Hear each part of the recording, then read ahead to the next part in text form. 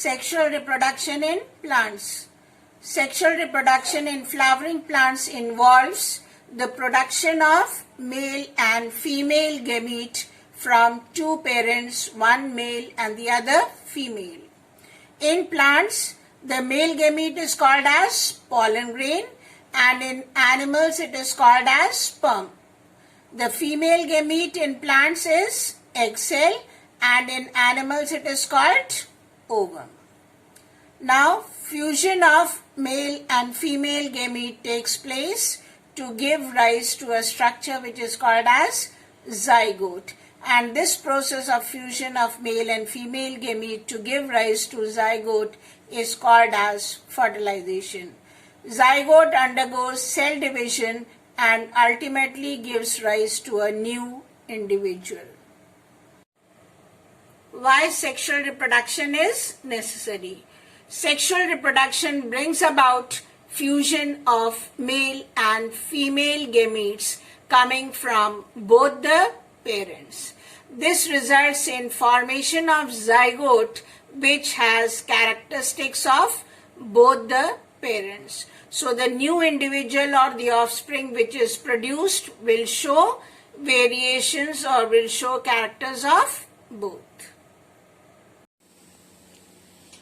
Let us study the parts of a typical flower. Here we have taken a hibiscus flower.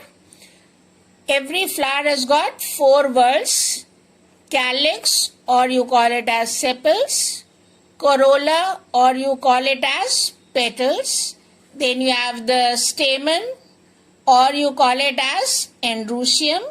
And then on top here you are having the gynoecium, or you call it as carpel. This flower has got one more special whorl, you can see here down, which is called as epicalyx. This epicalyx is not present in all the flowers. Now we move in detail to every part of the flower. Here you can see this is calyx, and you can see the epicalyx here. This calyx are called as sepals. They are 5 in number. If they are joined, you call them as gamosepalous. If they are free, you call them as polysepalous. Here you can see that they are free. Then sepals, main function is to protect the flower in bud condition and also to perform photosynthesis since they are green in color. If we look at the petals, they are 5 in number.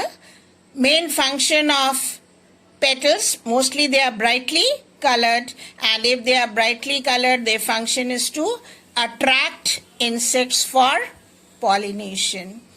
And sometimes they may be not brightly colored, and then there are different other modes of pollination by wind, etc. The third whorl is the stamens. And these stamens, they have a filament, and on top they are having the anthers.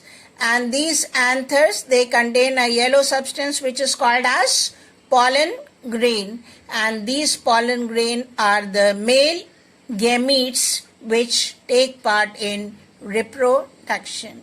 Here in this flower you can see that all the filaments have joined together to form a staminal tube. So on top you can see that the filaments are free, and lower down you can see that all the filaments have joined together to form a staminal tube, and here you can see inside it, it is having the female part. Then we come to gynoecium. Gynoecium or carpel. It consists of 3 parts: ovary, the swollen part, then a long tube-like structure which is called as style, and then on top you are having the stigma. This stigma can be feathery or sticky, and the function of stigma is to receive the pollen grains. And during fertilization, the pollen tube passes through this style and reaches the female gamete. So ovary is containing the female gamete, that is egg cell or ovum. If you cut a section of the ovary. If I cut a section of the ovary, inside you can see the ovules. I have cut a section here. You can see the dark parts. These are the ovules present inside it, and these ovules contain the female gamete, that is the egg cell. So in total we can see here the outermost whorl is sepals, then second innermost whorl is petals, then third innermost whorl is stamen, and fourth innermost whorl is carpel or gynoecium.